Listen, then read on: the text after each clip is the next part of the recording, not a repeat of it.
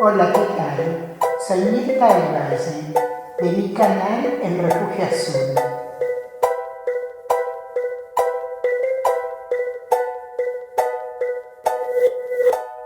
Hola, ¿Cómo te va?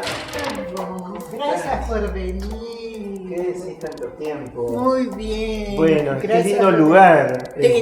Bueno, este es un lugar maravilloso, Ajá. se llama el Camarín de las Musas. Ajá.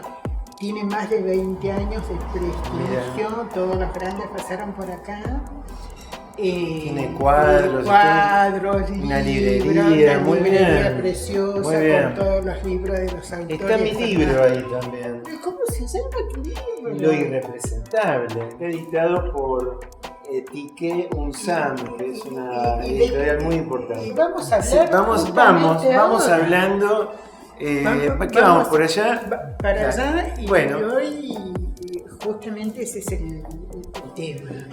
El De cine y psicoanálisis. psicoanálisis. Bueno, el libro tiene como distintos niveles, ¿sabes? Otra Sí. sorpresa. Me imagino, como haces vos generalmente, ¿no? Con Y tu no, programa. con mis preguntas, que las pongo en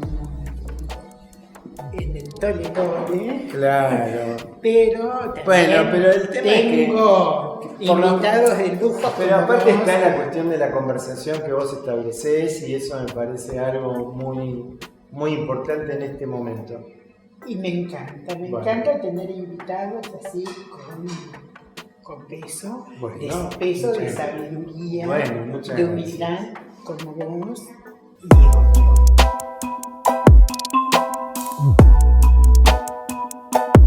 Hoy quiero presentarles a uno de los mejores psicoanalistas de la Argentina, Carlos Gustavo Mota.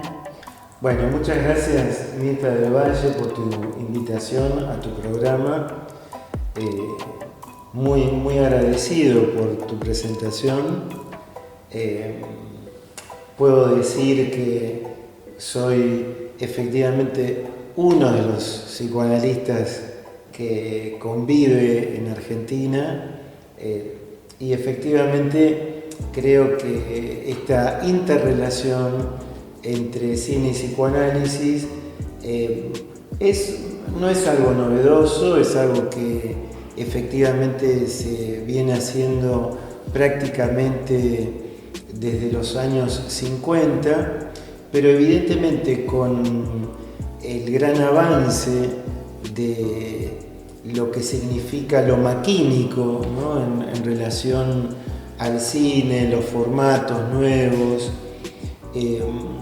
y todo lo que también funciona en relación a las redes sociales, evidentemente hay como una puesta a punto de lo que es el psicoanálisis con la imagen y evidentemente esa interrelación prácticamente nace de modo conjunto a partir de 1895, cuando los hermanos Lumière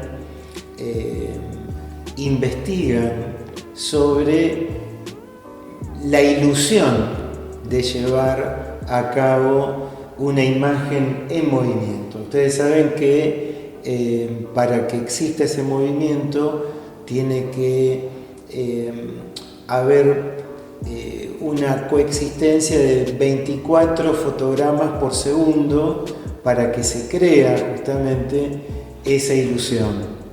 Son los hermanos Lumière que efectivamente hacen ese primer registro. En 1895 comienzan las investigaciones. En 1900, en una exposición universal en Francia, en la ciudad de París, muestran ese invento.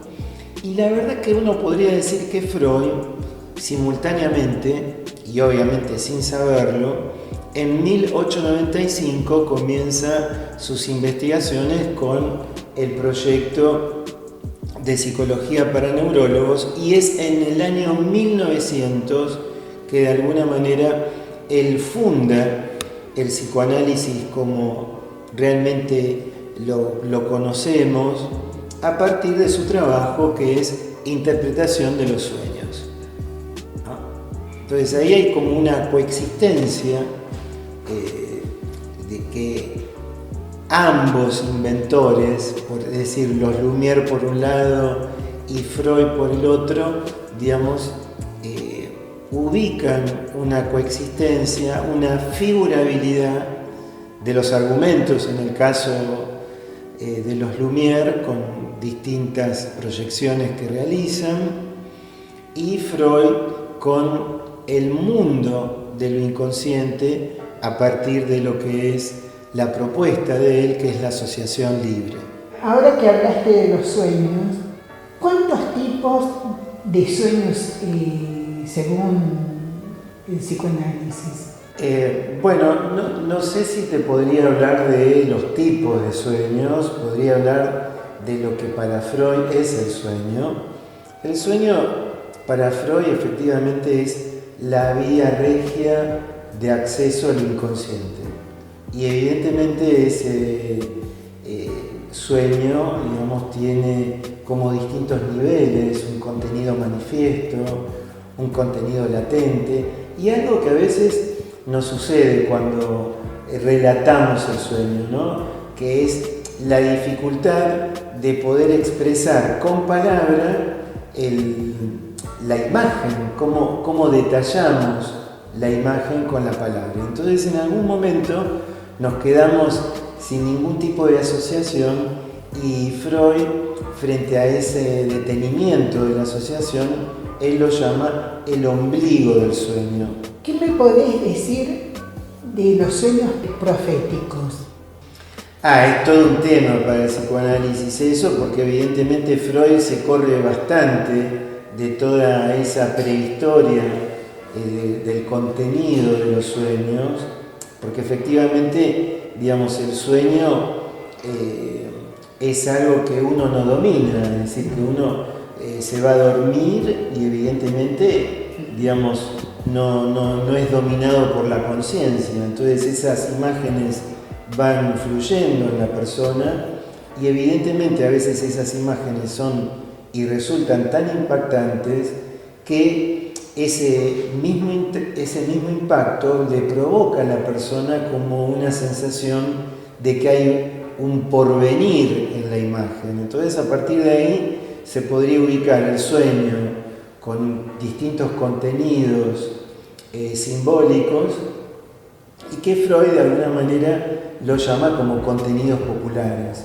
Pero obviamente se corre de lo profético, se corre de esa omnipotencia de la idea, en el sentido del soñante, como que eso algo va a ocurrir y que evidentemente lo descifra en función de su definición. El sueño es una realización de deseo inconsciente, disfrazada y que a veces, no a veces, sino que está en relación a un contenido sexual, pero no es el contenido sexual bajo el sentido de lo genital, sino que es lo sexual como uno en relación al otro. Muy bien, muy interesante. Bueno, ahora quiero saber qué diferencia hay entre el cine y el teatro y cómo combina el psicoanálisis también con el teatro. Y ahí, digamos, uno podría ubicar cómo se filma, por un lado, en el cine, digamos, cómo se lleva a cabo la traspolación del guión a la imagen y cómo efectivamente el teatro requiere de otra dinámica, donde los actores evidentemente actúan ese argumento, ensayan y luego la imagen de ellos se traspola a lo que es la cámara oscura del teatro, digamos. En el cine y en el guión hay conflicto. En el teatro, digamos, el teatro nace con la tragedia. Entonces esa tragedia griega, digamos, que es la base del teatro, el coro griego, efectivamente, es lo que de alguna manera es la esencia misma del teatro. ¿Cómo definís el presente de hoy en el mundo del cine y el psicoanálisis? Hoy. Bueno, es una pregunta muy interesante que efectivamente tiene como distintos niveles de respuesta, porque evidentemente, digamos, para el psicoanálisis, desde un ensayo freudiano muy conocido que es El malestar en la cultura, Freud mismo dice: no nos sentimos cómodos en la civilización del presente. Entonces esa incomodidad es lo que de alguna manera se refleja de modo constante por la rapidez, por la falta de reflexión, por la violencia, la agresión. Es decir, que el cine va reflejando lo que efectivamente el mundo nos muestra, nos da a ver. Es decir, que lo que nos da a ver hoy el mundo es una incomodidad. Y esa incomodidad es por la cual el psicoanálisis también se ocupa de la incertidumbre subjetiva por la cual el sujeto día a día y en su cotidianidad va transitando. Muy bien, gracias. Voy a aprovechar esta fecha de San Martín especial. Y la pregunta son dos. ¿Qué le preguntarías a San Martín y qué te diría él? Esto es como psicoanalista, como un ejercicio, ¿no?, de la fantasía. ¿Qué le podría preguntar en realidad a un prócer, ¿no? Sí. A un prócer que es el padre de la patria, por eso, por otro lado. Toda la situación que se vive. ¿Qué le preguntaría a un padre en realidad, claro, digamos, ¿no?, en este sentido?